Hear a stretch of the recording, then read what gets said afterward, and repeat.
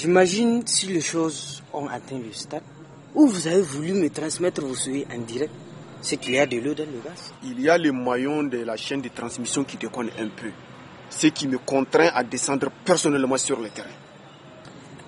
Que puis-je faire pour vous, monsieur le directeur? Voyez-vous, jeune homme, apparemment, les données ont changé. Et j'ai fini par comprendre que vous et moi, nos destins, chacun en ce qui le concerne, sont liés par un même but. Et ce même but qui nous dribble très souvent doit nous guider dans le choix de nos décisions futures. Elle n'a pas tort de le détester même. Wallahi. Rabi, je ne connais pas tes raisons, donc je ne peux pas t'en vouloir. Mais moi, à mes yeux, c'est le plus grand gentleman qui puisse exister ici à Zender. Il était à mes pieds depuis le début de cette affaire. Et il m'a même procuré le meilleur avocat criminel de ce pays. Comment veux-tu que je voie l'incarnation du mal à lui? C'est justement ça qui est flou avec lui. Tu vois? Il a des relations puissantes et louches avec tous les deux.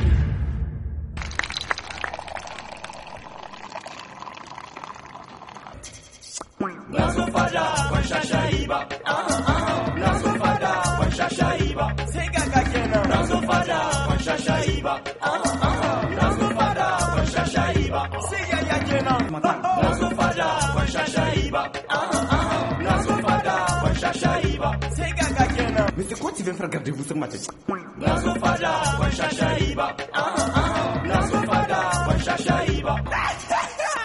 DVC directement vers de la campagne. Je suis Gambola de la Fada.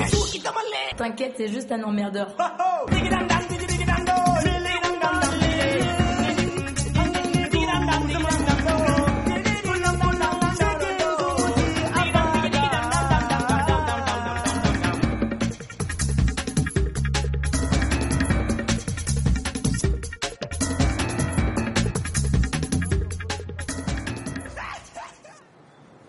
Il y a un dicton qui dit: ce sont les personnes les moins honnêtes qui connaissent les meilleurs avocats du coin. Tu vois? Si jamais ce directeur-là, je t'assure, docteur, si jamais il est démêche dans le kidnapping du père de ma fille Nana, voilà, je le ferai tomber. Et sans hésiter, sans aucun regret, je t'assure.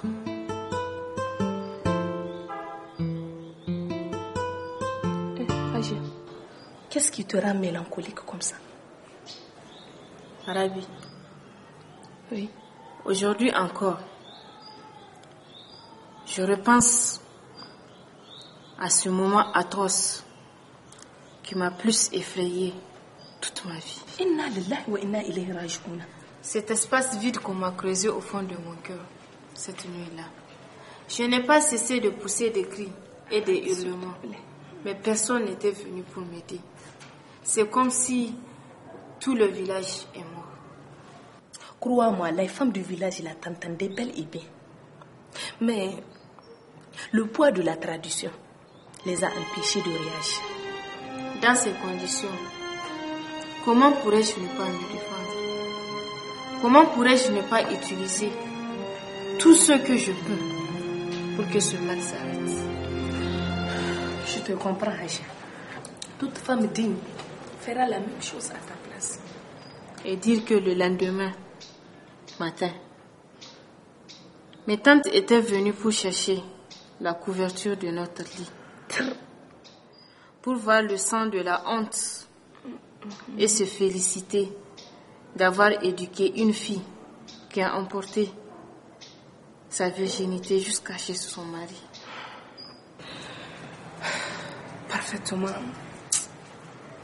Je me pose la question. Le comportement des autres humains, si ça ne va pas nous ramener à l'état sauvage dans quelques décennies.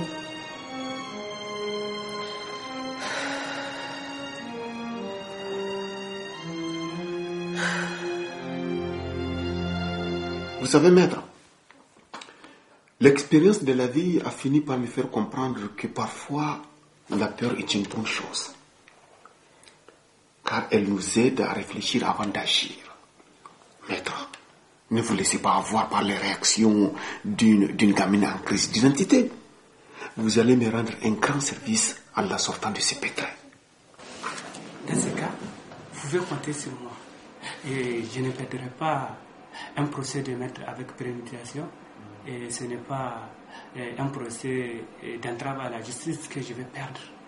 Merci, maître. Là, ça me rassure.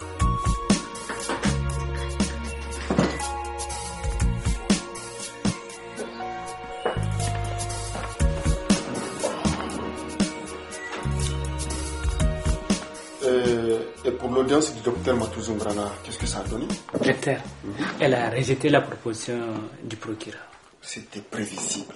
Comme elle a révisé, ils vont tout faire pour programmer le procès le plus tôt possible. Peut-être que dans 2 semaines. Et sur quoi avez-vous l'intention de baser votre défense? Sur l'état de nécessité toujours. Et d'ailleurs, il nous faut trouver 1 ou 2 femmes fistuleuses qui vont venir témoigner à la barre de leur chagrin. Et un psychologue qui témoignera que Dr Zungrana était contraint psychologiquement à se défendre face à l'agresseur. Maître, je vais demander au docteur Lawali du service psychiatrique s'il peut nous rendre ce service. Pour les femmes fistuleuses, on peut toujours demander au service urologie voir. Mais il faut trouver des femmes très crédibles.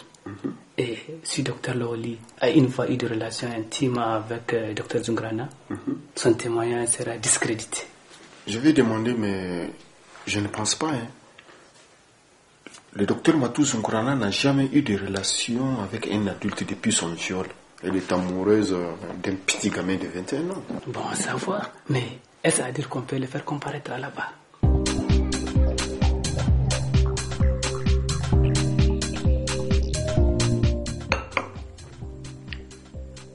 Encore la libération d'Engaster. C'est quoi cet embrouille?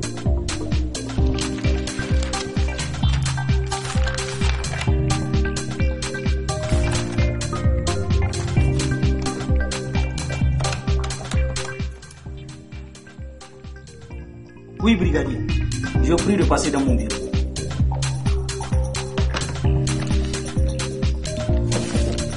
Oui.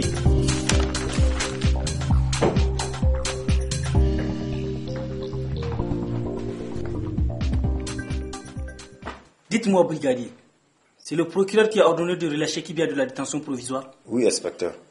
L'agent Hamma a fait un nouveau procès verbal et a proposé à Kibia de collaborer avec nous pour piéger ses joyeux compagnons. Mais c'est pas en leur offrant la liberté provisoire que le taux de criminalité va baisser dans cette région. Quels sont vos ordres, inspecteur?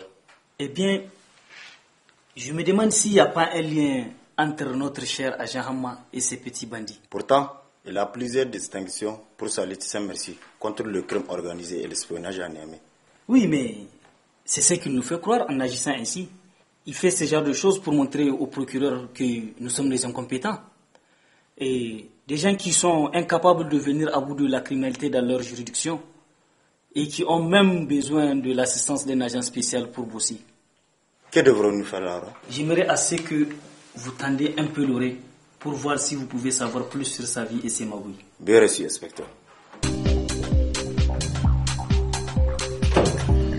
Repos.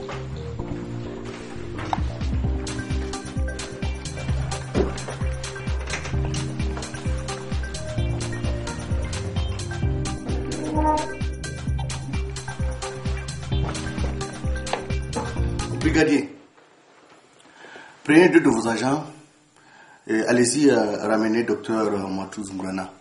Le juge d'instruction souhaite lui faire un dernier interrogatoire. Mais nous avons eu ces aveux, non? Je ne pense pas qu'elle pourra accepter, mais on peut toujours lui demander. Mais pourtant, son témoignage fait tourner à sa faveur pour montrer que ce sont les séquelles du viol qui fait en sorte que 18 ans après aujourd'hui, elle a perdu des adultes. Je pense que ça peut être humiliant pour elle que ces jeunes hommes de voir leur relation en public comme ça. Et surtout que ce jour-là, sa fille sera au procès. Directeur, c'est très nécessaire. Pensez-y. Il nous faut un témoin de personnalité. C'est-à-dire? Quelqu'un qui va venir témoigner à la barre Parler du docteur Zungrana qu'il est une personne saine d'esprit, qu'elle ne commettra jamais de mettre exprès. Et là, j'ai pensé à vous, monsieur le docteur, comme vous êtes son supérieur. Moi? Oui. Mais ce n'est pas possible. Mais pourquoi? Mais ce n'est pas possible. Ah bon? Oui. Moi, j'ai reçu l'ordre de mes supérieurs de ne pas prendre parti officiellement dans ces procès. Et pourtant, vous êtes son ami. Même si je suis son ami, maître, pensez à quelqu'un d'autre pour ces témoignages, ok? S'il vous plaît. Ok, comme vous voulez. Mais il nous faut la liste des témoins des accusations afin de trouver des défaillances dans leur crédibilité.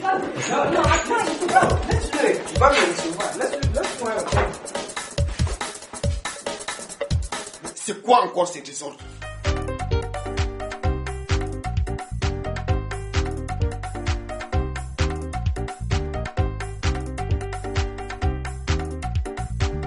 Oui, mais son avocat a déposé une demande d'annulation pour vice de procédure lors de l'interrogatoire. Et si vous avez dirigé ce travail vous-même, vous nous aurez évité cette bavure. Mais vous avez préféré jouer au chef en demandant à un jeune inspecteur novice de le faire. Oh, brigadier, laissez-moi.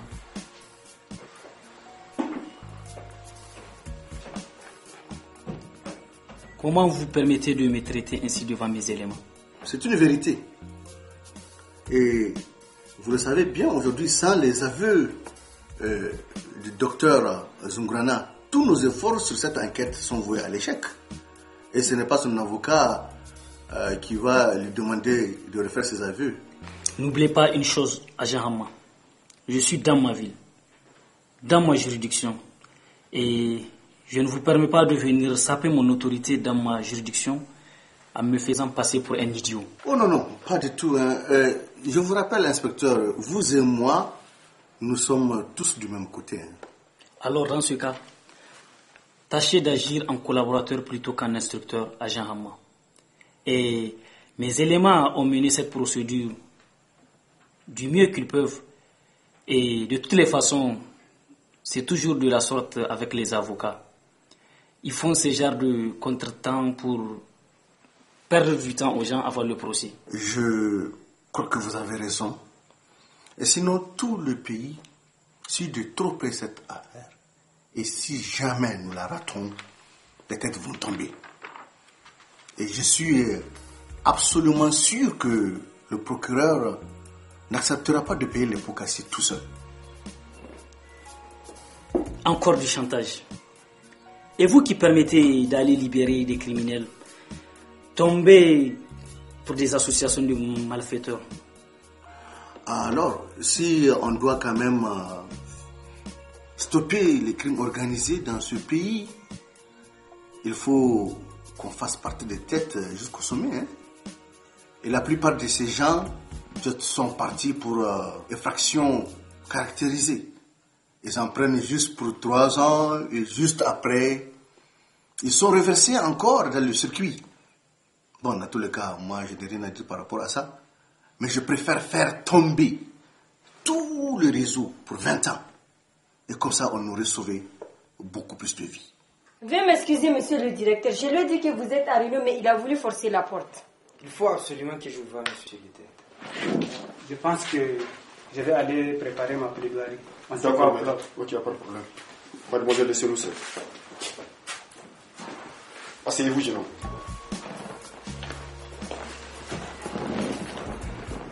Qu'est-ce que je peux faire pour vous? Je n'ai pas arrêté de réfléchir depuis notre dernière conversation.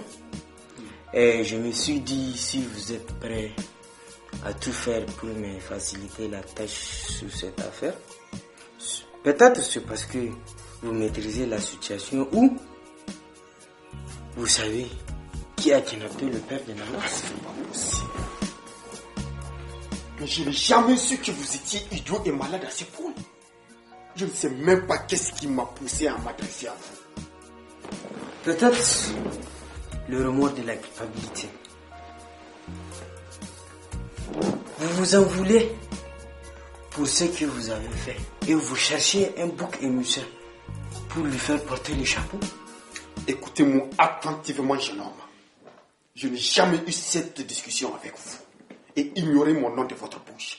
Et si jamais vous ne vous mettez pas à plus de 1000 km de mon chemin, je ferai de votre vie un enfer sur terre. Vous allez vous lever et quitter mon bureau immédiatement.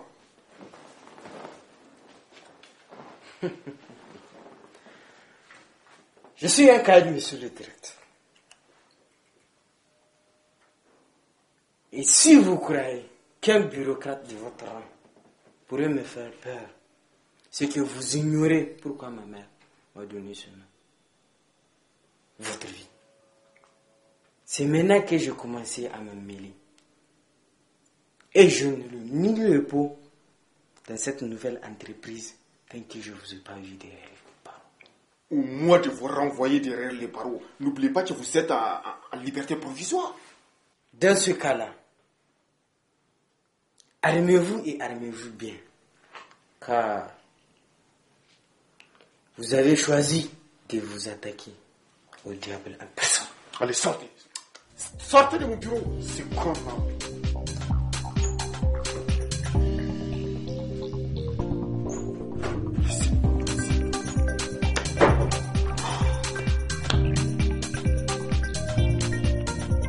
Avec ces incessantes libérations, les jeunes criminels peuvent avoir le sentiment d'une probable rédemption et ils se sentiront pardonnés et acceptés par la société alors que ces genres de criminels sont irrécupérables. Je suis d'accord avec vous, mais la seule solution de débarrasser la société de cette peste, c'est de les envoyer derrière les barreaux pour tout le restant de leur vie sur terre. Et pour ça, on doit les chauffer sur des grands crimes. Et c'est ça ta moralité? Faire de la vie de nos citoyens comme un appât pour des criminels sans vergogne? Tu n'as rien compris, mais si je dois sacrifier une ou deux vies pour sauver des centaines d'autres, moi je crois que cela ne m'empêchera pas de dormir tranquille. Hein? Eh bien, ça ne serait pas dans ma juridiction. Je refuse à ce que la vie de mes concitoyens soit comme un appât.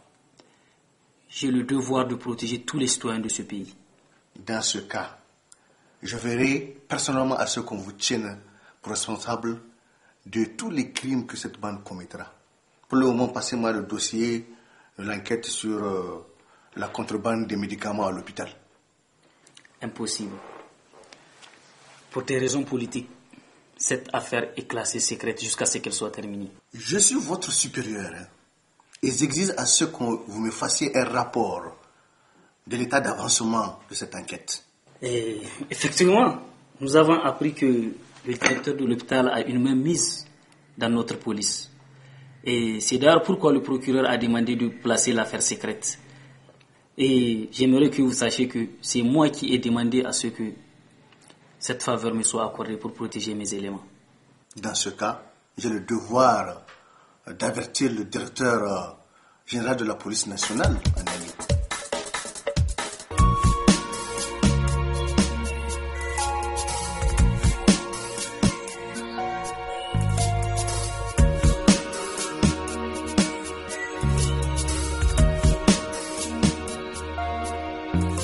Ils ont bien apprécié l'hébergement et l'accueil. Ah bon? Attention à ma hanche, là, c'est un peu trop serré pour moi, quoi. Ah d'accord, excuse-moi. Le seul problème qui persiste, c'est cette audit que doit faire la commission sur les dons des médicaments offerts par les associations caritatives. Ah, d'accord. Donc, à lundi, monsieur? D'accord. À lundi, chez moi, à 19h. Et ne soyez pas en retard. Vous pouvez compter sur moi. D'accord. Merci.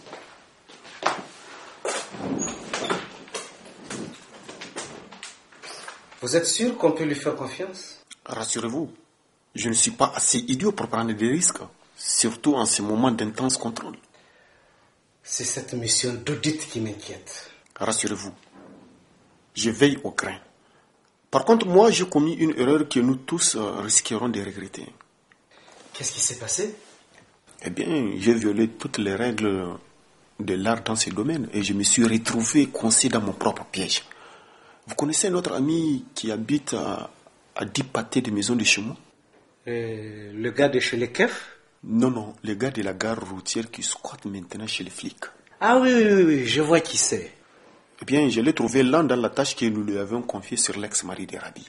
Alors je suis parti voir un de ces gars pour lui proposer d'accélérer le mouvement.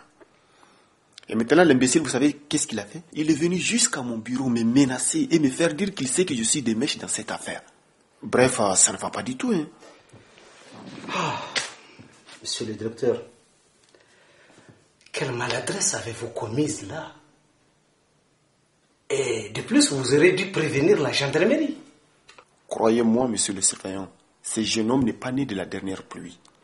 Il sait exactement ce qu'il fait. Et s'il a pu venir jusqu'à mon bureau, il avait quelque chose de très sérieux contre moi. Je préfère casser de l'œuf que plutôt faire des vagues. Hein. Monsieur le docteur, vous êtes déçu sur cette affaire?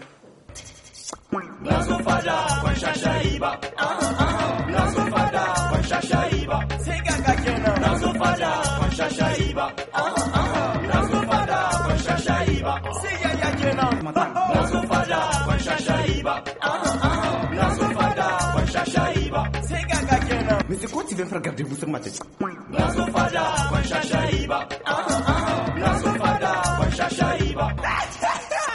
DVC directement vers de la campagne. Je suis Gambola de la Fada. T'inquiète, c'est juste un emmerdeur.